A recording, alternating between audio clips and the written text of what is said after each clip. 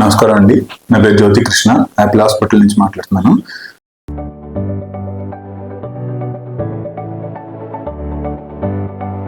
మనం ఇవాళ మాట్లాడుకోబోయే టాపిక్ వచ్చేటప్పటికి ఎముకలకు సంబంధించి డైట్ ఏం తీసుకోవాలి. దీంట్లో మెయిన్ 2 రకాలు ఉంటాయండి. ఒకటి ఏంటంటే జాయింట్ అరిగిపోకుండా ఉండడానికి, నెక్స్ట్ బోన్ బలపడడానికి వాడే డైట్, నెక్స్ట్ ఆపరేషన్ చేసిన తర్వాత మనం ఏమేమి డైట్ తీసుకోవాలి. మోస్ట్ కామన్ గా మనకి పేషెంట్స్ అడిగే 2 క్వశ్చన్స్ ఇవే. ఫస్ట్ ఏంటంటే డాక్టర్ గారు ఇట్లాగా మనకి ఎముకలు బలపడడానికి ఏమేమి డైట్ వాడాలి, మేమేమి జాగ్రత్తలు తీసుకోవాలి అరిగిపోకుండా ఉండడానికి అని అడుగుతారు. నెక్స్ట్ వచ్చేటప్పటికి పోస్ట్ ఆపరేటివ్ గా పథ్యం ఏం చేయాలని చెప్పి అడుగుతారు. ఫస్ట్ మనం మాట్లాడుకోబోయేటప్పటికి ఎముకలు బలపడడానికి ఏం వాడతాం. ఎముకలు అరిగిపోకుండా బలపడడానికి మనకు మెయిన్ కావాల్సిన 2 అండి ఫుడ్స్. ఒకటి ఏంటంటే యాంటీ ఆక్సిడెంట్స్ అంటారు, ఇంకొకటి మనకి ఎముకలో జిగురు రావడానికి ఉపయోగపడే ఫుడ్.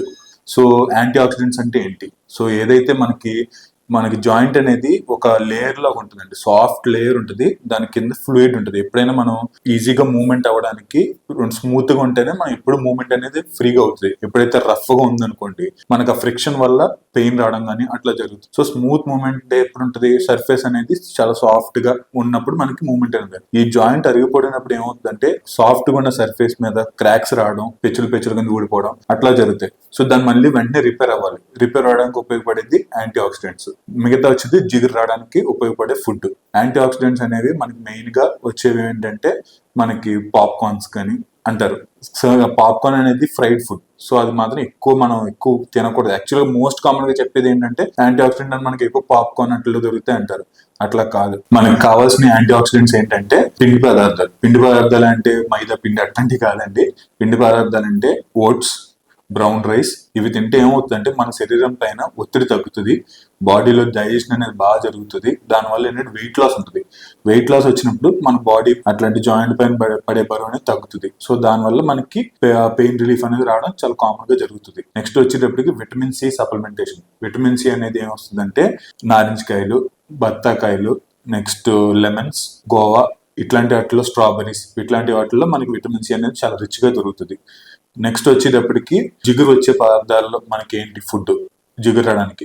బ్రోకలీ అదొకటి, నెక్స్ట్ క్యాబేజ్. ఈ రెండిట్లో మనకి ఫుడ్ అనేది మోకాలు జిగురు రావడానికి బాగా ఉపయోగపడతాయి ఈ 2 ఫుడ్స్ అనేవి. నెక్స్ట్ ఏంటంటే మనం ఏమేమి తినకూడదు. మెయిన్ తినేవన్నీ మనకి డైట్ లో మనకు అన్ని బాగానే ఉంటాయి. మనం ఏమేమి తినకూడదు మెయిన్ ఫస్ట్ ఆల్కహాల్ అనేది 100% అవాయిడ్ చేయాలండి. ఆల్కహాల్ తీసుకోవడం వల్ల జాయింట్ అరిగిపోవడం కానీ వీక్ అవడం కానీ చాలా ఎక్కువగా జరుగుతుంది. So 100% no alcohol. నెక్స్ట్ వచ్చేటప్పటికి ఫ్రైడ్ ఫుడ్స్ అనేది అస్సలు తీసుకోకూడదు. ఫ్రెంచ్ ఫ్రైస్ కానీ అట్లాంటి మోమో ఫ్రైస్ ఇట్లాంటివి తింటుంటారు. సో ఇది ఆ ఫ్రైడ్ ఫుడ్స్ అనేవి అస్సలు అలో చేయకూడదు. నెక్స్ట్ వచ్చేటప్పటికి ప్రిజర్వేటివ్స్ ఉన్న ఫుడ్స్, మనకి షవర్మా అట్లాంటివి ఏంటంటే ప్రిజర్వేటివ్ యాడ్ చేసి 1 day 2 days మనకు ఉండడానికి వాటిల్లో యాడ్ చేసి పెడతారు. సో ప్రిజర్వేటివ్స్ ఉన్న ఫుడ్స్ అనేది అస్సలు తీసుకోకూడదు. ఇది 100% స్మోకింగ్ అనేది అసలు అవాయిడ్ చేసేసేయాలి. ఇవి మనం కార్బోహైడ్రేట్ ఫుడ్స్, ఫ్యాట్ ఉన్న ఎక్కువ, ఇవన్నీ మనం మోస్ట్ కామన్ గా అసలు అవాయిడ్ చేసేయాల్సింది. ఇవి వెజిటేరియన్స్. పోనీ నాన్ వెజ్ ఏం తింటారు? సో నాన్ వెజ్ ఇవన్నీ వెజిటేరియన్స్ తినరు. నాన్ వెజిటేరియన్స్ ఏంటి మాకేం లేదని అడిగితే, నాన్ వెజిటేరియన్స్ ఏంటంటే 3 పదార్థాలు తీసుకోవచ్చు. ఎగ్ మోస్ట్ కామన్ గా తినేది ఎగ్ వైట్, మన ఎగ్ వైట్ తీసుకోవచ్చు. ఫిష్, ఒమేగా 3 ఫ్యాటీ యాసిడ్స్ ఉంటాయి. ఫిష్ అనేది మనం మోస్ట్ కామన్ గా తినడం కానీ అవన్నీ బాగా చేయొచ్చు. ఎప్పుడైతే మనకి ఒమేగా 3 ఫ్యాటీ యాసిడ్స్ అనేది మనకి శరీరంలోకి వెళ్ళినాయో మనకి నాన్ వెజ్ అనేది బాగా పోయాడు. చికెన్ అనేది ఒకేషనల్ గా తీసుకోవచ్చు, కానీ రెడ్ మీట్ ఫుల్ గా అవాయిడ్ చేసేయాలి. రెడ్ మీట్ అనేది అసలు మనకి మంచిదే కాదు. సో రెడ్ మీట్ అనేది మన బాడీలో ఫ్యాట్ పెంచడం కానీ అన్ని చేస్తుంది. ఇది మనం మోకాలు నొప్పులకి, నెక్స్ట్ జాయింట్ అరిగిపోకుండా తీసుకోవాల్సిన డైట్. Post operative diet. మనకు పోస్ట్ ఆపరేటివ్ అంటే మనకు సపోజ్ పేషెంట్ ఆపరేషన్ అయింది, తర్వాత ఏం చేయాలి? పేషెంట్ ఆపరేషన్ అయిన తర్వాత ఫస్ట్ ఆపరేషన్ చేసినప్పుడు బ్లడ్ లాస్ అనేది 100% కొంచెమైనా ఉంటుంది. సో వన్స్ బ్లడ్ లాస్ అయినప్పుడు పేషెంట్ అనేది వీక్ అవుతారు. సో వీక్ అయినప్పుడు మనం ఏదైతే బ్లడ్ లాస్ అయిందో దానికి కాంపెన్సేషన్ గా మనం తీసుకోవాలి ఫుడ్ అనేది. సో ఐరన్ రిచ్ డైట్, మనకి ఐరన్ ఎక్కువ ఉన్న డైట్, బీట్రూట్లు కానీ, నెక్స్ట్ లీఫీ వెజిటేబుల్స్ అంటే ఆకుకూరలు, ఇట్లాంటి వాటిల్లో మనకి ఐరన్ బాగుంటుంది. సో అవి బాగా తీసుకోవాల్సి వస్తుంది. విత్ ఇన్ ఆపరేషన్ అయిన 24 to 48 hours లో మనం ఫస్ట్ లిక్విడ్ డైట్ అవాయిడ్ చేసుకోవాలి. లైక్ జ్యూసెస్ కానీ అట్లాంటి షుగర్ లేకుండా తక్కువ, క్యారెట్ జ్యూస్, నెక్స్ట్ దోసకాయ అట్లాంటివి మనం తీసుకోవచ్చు. నెక్స్ట్ వచ్చేటప్పటికి 48 hours నుంచి ఇడ్లీ అట్లాంటివి తీసుకోవచ్చు. వన్స్ పేషెంట్ రికవర్ అయిన తర్వాత మనం ఏమేమి పెట్టుకోవచ్చు? మెయిన్ కావాల్సిన శరీరానికి ప్రోటీన్స్, కార్బోహైడ్రేట్స్, విటమిన్ సి అన్ని కావాలి. సో మనకు ప్రోటీన్స్ అనేవి దేంట్లో దొరుకుతాయి? ఎగ్ వైట్ మోస్ట్ బాగా మినిమం డైలీ 2-3 ఎగ్స్ తింటే మనకి ప్రోటీన్ అనేది మనకి బాడీ సరిపడా ప్రోటీన్ అనేది దొరుకుతుంది.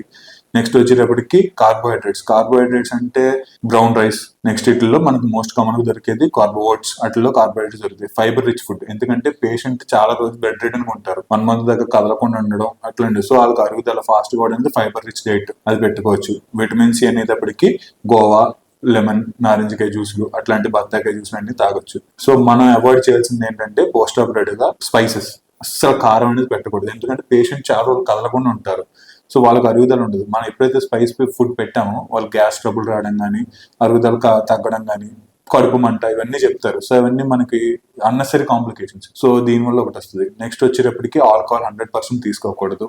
తర్వాత ఆల్కహాల్ తర్వాత మనం ఏం చేసుకోవాలంటే మెయిన్ గా తీసుకోకుండా ఫ్రైడ్ ఫుడ్స్, ప్రాసెస్డ్ ఫుడ్స్ అసలు తీసుకోకూడదు. మైదా, బ్రెడ్, చాలా మంది పేషెంట్స్ వస్తారు ఇంటికి వచ్చినప్పుడు రస్కులు లాంటివి నెక్స్ట్ ఏదో ఒకటి తీసుకొస్తారు. సో ఆ మైదా ఫుడ్స్ అనేది 100% మనం తీసుకోకూడదు. ఆ మైదా అనేది చాలా ఇండైజెషన్ కాస్ట్ చేస్తుంది.